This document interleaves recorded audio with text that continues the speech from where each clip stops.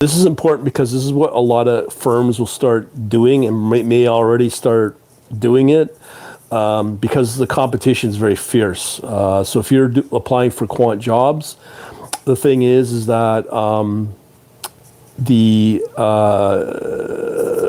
it's going to be really specific now. It's not going to be just 100% coding.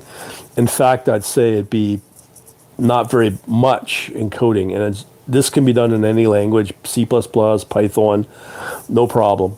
And then you can query things. But when you start to see the role playing, I'd say 75% of it is related around quant trading. Like, what happens if this happens in this strategy? What happens if this trading result happens with this strategy? What do I do? What should you do?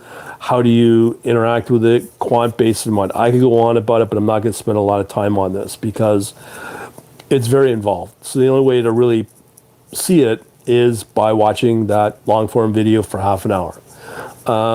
So that's going to be very obviously impactful, and that's going to test not just your general knowledge of programming, but your general knowledge of trading, quant-related finance, and the whole everything in between.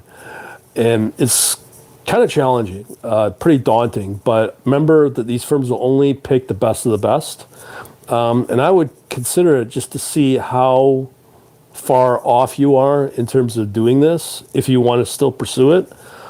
And then use the AI with this methodology to improve yourself. But it's not going to be all static based anymore. It's all dynamic. So you could have an HR person or a coder have a situation on a trading event in the day, develop some kind of mock strategy and ask questions about it. And if you don't know a lot of the technical, specifically on news events, they're going to test you to see how motivated you are in the trading field, because that's going to be the number one thing they're going to look at to see your motivation. And then they're going to start asking questions about a proposed strategy and the like. So that's probably going to be the future. I also think that the other thing that will matter is with basically you are in competition with people.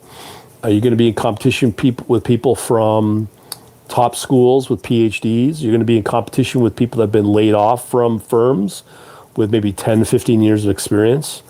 So it's very cutthroat. And I've got a whole thing on it as well as my Substack as well.